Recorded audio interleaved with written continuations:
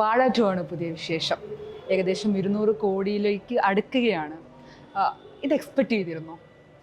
200 കോടി എക്സ്പെക്ട് ചെയ്തില്ല. പക്ഷേ വാഴ 2 ഹിറ്റാവും എന്നുള്ളൊരു ഫീൽ ഉണ്ടായിരുന്നു. കാരണം അതിൻ്റെ പുറകിലിരിക്കുന്ന പ്രവർത്തകരൊക്കെ നല്ലോണം ഓൾറെഡി പ്രൂവൺ ഒരു കാസ്റ്റും ക്രൂവാണ്.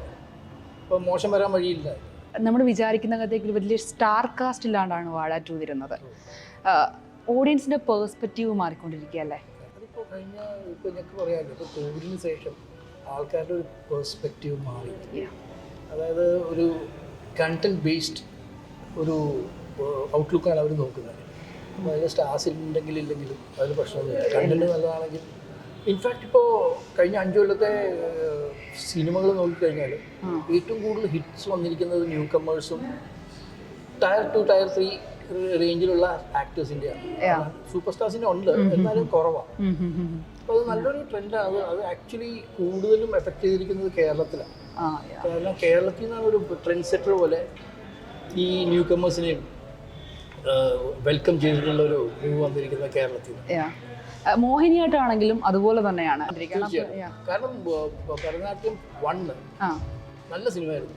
പക്ഷെ അതിൻ്റെ ആ റിലീസിൻ്റെ ഒരു അപാകത കാരണം അത് അത്രയ്ക്ക് കളക്ഷനിലേക്ക് വരാൻ പറ്റില്ല. പക്ഷെ എനിക്ക് അത് OTT ഭയങ്കര ഹിറ്റായിരുന്നു. അപ്പോൾ അതിൻ്റെ ഒരു പാർട്ട് 2 തീർച്ചയായിട്ടും ഒരു എന്താ പറയുക, ഒരു നല്ല സബ്ജക്റ്റ് തന്നെ ആയിരുന്നു എന്ന ഒരു ഫീലിംഗ് ഉണ്ടായിരുന്നു. അതുകൊണ്ട് അതിൽ ഒരുമാതിരി നല്ല ബുക്കിംഗ് ഉണ്ടായിരുന്നു. Of course film was very good. ഇപ്പോൾ വാഴ 2 ആണെങ്കിലും അല്ലെങ്കിൽ മോഹിനിയാട്ടം ആണെന്നുണ്ടെങ്കിലും ആസ് എ എന്താ പറയുക, തിയേറ്റർ ഓൺ എന്ന നിലയ്ക്ക് സാറിനെ ത്രസിപ്പിച്ചതെന്തായിരുന്നു? പണ്ട് മുതൽ ഞാൻ കുറച്ച് ബയസ്ഡാണ് ഈ പുതിയ ആൾക്കാരോട്. I prefer the younger lot. Because അവർക്ക് ഇതിൻ്റെ പൾസും ഇതിൻ്റെ എടുക്കുന്ന രീതിയും എല്ലാം അവർക്ക് അറിയാവുന്നുള്ളൊരു ഫീലിംഗ് എനിക്കുണ്ട്. They are more well versed, they are more intelligent and more adapted to the latest technology. അവർക്ക് ഇപ്പോഴത്തെ ആൾക്കാരുടെ യങ്സ്റ്റേഴ്സിൻ്റെ പ്രത്യേകിച്ച് പൾസ് അറിയാം. അവരെടുക്കുന്ന സിനിമ ഒരു വ്യത്യസ്തമായിട്ട് തന്നെ ഇരിക്കും. ഇപ്പോൾ വളരെ സിമ്പിളായിട്ടുള്ള സ്റ്റോറിയാണെങ്കിലും അവരുടെ ഒരു പ്രസൻറ്റേഷനും അവരുടെ ഒരു രീതിയും വളരെ അപ്പീലിംഗ് ആണ്, വ്യത്യസ്തമാണ്. അതെ.